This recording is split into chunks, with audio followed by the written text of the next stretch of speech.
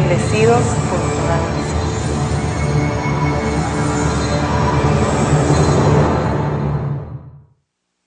Saudações a todos os meus santos anjos, que são nossa criação, esses que por mim foram feitos, como diz em João, capítulo 1, versículo 3.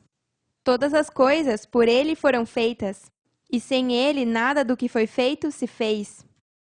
Que gozo me dá saber que vocês são meus anjos fiéis e estarão comigo onde quer que eu esteja. Para o homem natural, minhas palavras são loucura, porque não podem perceber as coisas que saem da boca do Espírito de Deus. Por outro lado, vocês, o homem espiritual, julga todas as coisas, e tudo o que eu falo é discernido espiritualmente. Graças ao Deus vivo, que é fiel em cumprir todas as promessas. E neste tempo do fim, vocês são esse filho que seria fiel a Deus. Já nasceram e graças a esse homem espiritual é que posso falar-lhes toda a verdade e a podem suportar. Abba, Pais! Hoje vamos tocar num tema bem interessante, que se intitula Procurai entrar pela porta estreita. Neste tema, vou mostrar por que Cristo disse que se esforcem em entrar por essa porta para que sejam salvos.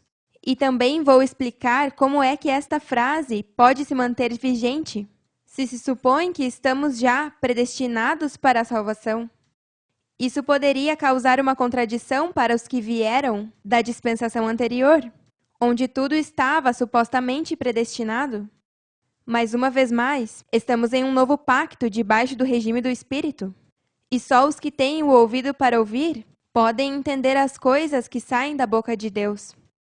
Sempre pensamos que milhares de anos atrás, Deus predestinou um certo grupo de pessoas para que fossem salvos. Mas hoje vou lhes mostrar que não é assim, e que o livre-arbítrio é uma prática normal quando se trata de Deus e os homens. Deus sempre adverte sua criação, o que devem e o que não devem fazer, para sempre agradá-lo, e assim seus dias sejam longos e prósperos. Essa é a salvação. Depois de ter escutado a lei de Deus e recebê-la, cabe ao ouvinte dessa lei cumpri-la, ou seja, tomar a decisão correta como um Deus. A lei do Espírito, que eu lhes falo, são meus mandamentos. Isso é o que te leva a discernir entre o bem e o mal. É por isso que passamos por tantas provas no velho pacto. Se você está aqui sentado à minha mesa comendo alimento sólido, é porque alcançou maturidade, como nos diz em Hebreus, capítulo 5, versículo 14. Mas o alimento sólido é para os que alcançaram maturidade, para os que pelo uso têm os sentidos exercitados no discernimento do bem e do mal. Hoje em dia é que podemos assegurar-nos que alcançamos maturidade, sabemos de verdade como discernir entre o bem e o mal, e assim poder executar só o bem. Na dispensação anterior, afirmávamos ter os armamentos para poder combater contra os apetites da carne, mas seguíamos fazendo o que a carne nos oferecia.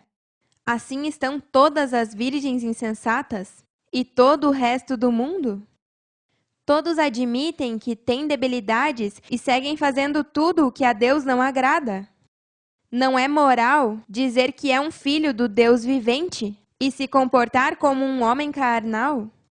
Se você não mudou sua maneira de viver e segue como antes, então você nunca conheceu a Deus no edificador? Eu posso te assegurar melhor que ninguém, porque eu sou a única que conhece a Deus Pai. Ele é reto e odeia o filho da escrava, esse que não sabe ativar os dons do Espírito, que são amor, poder e domínio próprio. Com razão, os discípulos de Cristo lhe perguntavam: quem, pois, poderá ser salvo? E dura é essa palavra, quem a pode ouvir? Só os espirituais que de verdade amam a Deus e querem viver somente na luz podem ser salvos, porque são humildes e justos. Lhes agrada servir a Deus de coração limpo. Mas aos que gostam de viver na desordem de sua mente carnal e não querem deixar a passada maneira de viver, te garanto que esses jamais verão a vida eterna. Todos os que participaram da anterior dispensação tiveram o livre-arbítrio para escolher entrar pela porta ou não? Eu sei que essas palavras, livre-arbítrio, podem causar uma inquietude em alguns de vocês, porque nos ensinaram que o homem não tem liberdade para escolher sua salvação, porque Deus já o predestinou milhares de anos atrás. E vou lhes mostrar que isso não é assim. Comecemos olhando o que significa a palavra arbítrio, faculdade para obrar segundo a própria vontade. Isso experimentamos todos no nosso viver diário, com a roupa que vestimos, a comida que escolhemos. Bom, em tudo alguém tem liberdade para escolher o que quer para si mesmo? Com Deus é da mesma maneira. Uns bons exemplos dessa liberdade que alguém tem para escolher são o filho pródigo, que teve a liberdade de pedir aos seus pais a parte dos bens que o correspondia e sair, desperdiçando tudo. E também teve a liberdade de regressar a casa para pedir perdão aos seus pais. Também o jovem rico escolheu não tomar sua cruz e seguir a Cristo. Se não existisse o livre-arbítrio, então poderia-se dizer que Deus é injusto, e não é? Quando Deus dá ao homem seus mandamentos, o informa de coisas que não deve fazer, porque se fizer, terá consequências. Mas a pessoa tem a liberdade de escolher entre o bem e o mal. Não é justo dizer que a Deus não interessa como você se porta, se é escolhido, será salvo e já. Mas a pergunta é, o que é a salvação para ti? Se você pensa que ser salvo é que teu espírito nunca morrerá e te levarão a um lugar místico, quando saia do teu corpo físico, e depois te despertarão para que viva eternamente, como acreditam muitos por aí, então qual foi o propósito das duas dispensações, se não é para salvar-te da morte física? Cada vez que você agrada ao homem terrenal, é como dar um passo a mais para a morte? No entanto, se só atende ao homem espiritual, não desmaiará e vai adquirindo mais força até a vida eterna. Veja como diz, na segunda carta aos Coríntios, capítulo 4, versículo 16. Portanto, não desmaiemos, mas, ainda que este nosso homem exterior vá se desgastando, o interior, no entanto, se renova de dia em dia. Esse homem exterior que vai se desgastando é o terrenal? E só se vive conforme ao homem espiritual? É que essa mente carnal vai se desgastando e não te atormenta mais? Sim, porque antes dessa dispensação, o homem terrenal te falava com autoridade e te humilhava? Mas nessa nova dispensação, já tiraram dele o reinado e já não tem poder sobre ti? Mas esse homem espiritual vai renovando-se em conhecimento e poder cada quarta e cada domingo. Privilegiados somos todos, os que participamos dessas duas dispensações e que ainda estamos firmes aqui, com Melquisedeque Lisbete, porque de todos os que o edificador recrutou, nem todos entraram pela porta estreita. Deus escolheu a um grupo para que sejam suas primícias, que salvarão o resto da humanidade, mas essa eleição não foi há milhares de anos atrás, nem é a que determina a sua salvação, senão tua oportunidade de chegar até a porta. Mas cabe a ti fazer o esforço de entrar por ela. Vamos ler o que Cristo diz sobre isso, em Lucas, capítulo 13, versículos 22 ao 24. Passava Jesus por cidades e aldeias ensinando, e caminhando para Jerusalém. E alguém disse, Senhor, são poucos os que se salvam? E ele lhes disse, esforçai-vos para entrar pela porta estreita, porque vos digo que muitos procurarão entrar e não poderão. Isso quer nos dizer que nem todos os que se aproximam ou conhecem sobre essa porta são capazes de entrar? Também isso nos confirma que Deus te garante tua salvação, se alcanças entrar pela porta, e não porque te predestinou para a salvação. Mais adiante vou lhes falar mais sobre essa predestinação. Mas agora vejamos quem é a porta que alguém deve entrar para ser salvo. Em João, capítulo 10, versículos 7 ao 9. Voltou, pois, Jesus a dizer-lhes: em verdade vos digo, eu sou a porta das ovelhas. Todos os que antes de mim vieram são ladrões e salteadores, mas não os ouviram as ovelhas. Eu sou a porta. Aquele que entrar por mim será salvo, e entrará, e sairá, e achará pastagens. Já identificamos quem é essa porta. Cristo mesmo é a porta onde se acha a salvação. Mas como é que alguém pode identificar que chegou a Cristo? Primeiro que tudo, Cristo tinha que estar presente, e alguém teve que preparar o caminho para poder identificar essa porta, porque está escrito que viria um antes de Cristo. Vamos ver o que diz em Mateus sobre o que clamava no deserto, capítulo 3, versículos 1 ao 3. Naqueles dias veio João o Batista, pregando no deserto da Judeia, e dizendo: arrependei-vos, porque o reino dos céus se aproximou.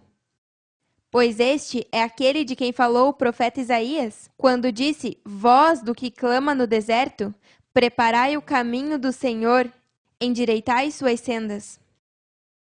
João clamava dizendo que o reino dos céus se aproximou, mas ele não te disse que havia uma porta pela qual deverias entrar, para que veja ao reino? Isso coube a mim, Cristo mesmo, em sua segunda e última manifestação. Por isso a palavra diz várias vezes: o que tem ouvido para ouvir, ouça. Agora vejamos o que diz o profeta Malaquias sobre esse que viria antes de Cristo, no capítulo 4, versículo 5. Eis que eu vos envio o profeta Elias, antes que venha o dia de Melquisedeque grande e terrível. O profeta Elias já veio antes desse dia grande e terrível. Já vimos a muitos que tentaram entrar por essa porta, mas não puderam. É um esforço que deve fazer para conseguir entrar, porque há uma lei em teus membros que se rebela contra a lei de tua mente. E se rebela, é porque se nega a obedecer à autoridade posta por Deus. É através da lei que o pecado foi conhecido. Enquanto a lei não foi levantada, o pecado estava bem escondido e não se rebelou contra o Espírito. Mas só em se aplicar a lei, o homem de pecado se rebela contra seu inimigo. A lei do Espírito, na verdade, não é teu inimigo, mas pela rebeldia do homem terrenal, ele o vê assim. Meus santos anjos são mais que vencedores em Cristo, porque como eu venci, vocês também venceram comigo. Ninguém deve dizer que não pode vencer a mente carnal, porque se eu venci, todos podem. Não há desculpa, ou te agrada a luz, ou não te agrada e ponto. Muitos procuraram entrar, mas não venceram. Só minhas ovelhas ouvem minha voz e me seguem. As que não conhecem a voz de seu pastor Melquisedeque não puderam entrar pela porta, ainda que participaram da dispensação anterior. Se não entraram por mim, que sou a porta até o reino dos céus, não estão salvas. Uma vez salvo, sempre salvo, só se aplica aos que entraram pela porta e estão desfrutando dos pastos, onde flui mel e leite. Agora vejamos quem é o que vai diante das ovelhas, depois que escutaram sua voz e o seguem. Em João, capítulo 10, versículos 1 ao 4. Em verdade vos digo, aquele que não entra pela porta no redil das ovelhas, senão que sobe por outra parte, este é ladrão e salteador. Mas aquele que entra pela porta, o pastor das ovelhas é. A este abre o porteiro, e as ovelhas ouvem sua voz, e as suas ovelhas chama por nome, e as tira. E quando tira para fora todas as próprias, vai diante delas, e as ovelhas o seguem, porque conhecem sua voz. Já o porteiro Melquisedeque abriu a porta para que minhas ovelhas entrem comigo ao reino dos céus. Mas os que não reconheceram minha voz, se deixaram enganar e foram sequestradas por homens perversos e maus. Vejamos a parábola do semeador, para que possamos entender o que foi que aconteceu aos que não puderam ficar no caminho e entrar pela porta estreita. Em Mateus, capítulo 13, versículos 19 ao 22. Quando alguém ouve a palavra do reino e não a entende, vem o mal e arrebata o que foi semeado em seu coração. Esse é o que foi semeado junto ao caminho. E o que foi semeado em pedregais, esse é o que ouve a palavra e de momento a recebe com gozo, mas não tem raiz em si, senão que é de curta duração, pois vindo a aflição ou a perseguição por causa da palavra, logo tropeça. O que foi semeado entre espinhos, este é o que ouve a palavra, mas o afã deste século e o engano das riquezas afogam a palavra e se faz infrutífera. Alguns só estavam inclinados à porta olhando, mas não conseguiram entrar. Têm muitos bens no Monte Sinai, gostam da escravidão de sua mente carnal e não sabem que estão em caminho de morte. Veja o que diz Salomão em Provérbios, capítulo 16, versículo 25. Há um caminho que parece direito ao homem, mas seu fim é caminho de morte. Quero lhes dizer algo importante a todas as virgens insensatas e todos os que conhecem de mim e se negam a viver nessa ordem perfeita. Uma vez que tenha escutado meus mandamentos e escolhe não viver de acordo com eles, não ache que irá fácil. Terá muito sofrimento até que morra. Vocês fizeram afronta ao Espírito de graça, e isso traz graves consequências. Há muitos que acham que podem seguir vivendo a vida como antes, ainda depois de ter me escutado, e lhes digo que não é assim. Veja como disse Pedro, em sua segunda carta, no capítulo 2, versículos 19 ao 22. Lhes prometem liberdade e são eles mesmos escravos de corrupção.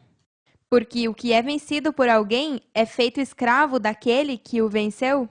Certamente, se tendo eles escapado das contaminações do mundo, pelo conhecimento do Senhor e Salvador Jesus Cristo, enredando-se outra vez nelas, são vencidos, seu último estado vem a ser pior que o primeiro. Porque melhor teria sido não haver conhecido o caminho da justiça do que, depois de tê-lo conhecido, voltar atrás do santo mandamento que lhes foi dado. Mas lhes aconteceu o do verdadeiro provérbio: o cão volta a seu vômito e a porca lavada a rolar na lama. Depois de ler o versículo 22, podemos entender por que estes dois homens gergesenos, que estavam endemoniados, pediram a Cristo que, se os lançasse fora, permitisse ir a uma manada de porcos. Eles se negaram a entrar pela porta e, portanto, qualquer pessoa que não escolhe esse caminho, o único caminho para a vida eterna, escolheu a escravidão e as trevas, não quer estar perto de Deus e é considerado um cão que volta a seu vômito, e há uma porca lavada que rola na sujeira. Agora vamos explicar sobre a predestinação. Vejamos o que significa a palavra. Efeito de decidir antecipadamente o destino de uma pessoa ou coisa. Na dispensação anterior, nos apoiávamos no seguinte versículo, para dizer que estávamos predestinados antes da fundação do mundo. Vamos ler. Na carta aos Efésios, capítulo 1, versículo 4.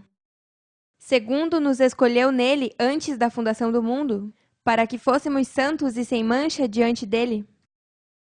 Um exemplo vigente da predestinação é a parábola da festa de bodas, onde o rei decidiu com antecipação fazer uma festa de bodas para seu filho, e ele convidou a um grupo de pessoas. No entanto, deste grupo, todos tinham desculpas para não ir à boda. Eles escolheram não ir, apesar do rei ter predestinado este grupo para ser os primeiros convidados? Nessa dispensação, houveram muitos convidados para a boda, mas rejeitaram o convite do rei, e hoje não estão aqui desfrutando de nossas festas, as bodas do Cordeiro. Foram predestinados para chegar até a porta estreita, mas não conseguiram entrar? Lembrem-se do que expliquei sobre os vasos preparados para a honra e para a desonra? A predestinação não significa que foi preparado para a salvação ou para a condenação, senão predestinado para ser introduzido ao caminho até a transformação. Mas ainda que estejam no caminho para entrar, não quer dizer que estando aqui se salvem, porque as primícias são os que deram bom fruto. O que despreza a santificação a qual eu os levo, não rejeitou a uma simples mulher, senão que desprezou a Deus mesmo? Vejamos como diz na primeira carta aos Tessalonicenses, capítulo 4, versículos 7 a 8. Pois não nos chamou Deus para a imundície, senão para a santificação? Então, o que despreza isso, não despreza a homem, senão a Deus, que também nos deu seu Espírito Santo? Vejamos o que significa a palavra desprezar. Lançar ou apartar uma coisa que se considera inútil. Para as insensatas, a santificação que eu vos ensino a viver é inútil? Eles já têm em suas mentes que não importa como se comportem, são salvos sempre salvos, e Jesus Cristo vai regressar para transformá-los? Eu, sendo justa, não penso que é correto que Deus me premie com a transformação sabendo que estou fazendo tudo ao contrário do que o agrada? Se você é um adúltero e um ladrão e pensa que Deus vai te transformar assim, o que está dizendo é que Deus é um adúltero e um ladrão também e que o agradam essas coisas? Onde estaria a diferença entre o povo santo de Deus e o resto do mundo, se na verdade Deus se agrada da imundície? Por isso tem por nome virgens nécias, porque são brutas em pensar que Deus, um ser tão perfeito e puro, vai transformar a uma pilha de desordenados, infiéis, bêbados, mentirosos e ladrões? Lhes digo o que o rei sempre disse: não te vistas, que não vais. Te garanto que a ti não vão transformar virgem insensata. Enquanto não procurar entrar pela porta estreita, não há vida eterna para ti. Um abraço forte para todos esses fiéis, aos quais sim agrada viver nesta ordem tão linda, que te traz justiça, paz, gozo, saúde, prosperidade e repouso eterno. Os amamos para sempre e nos vemos logo.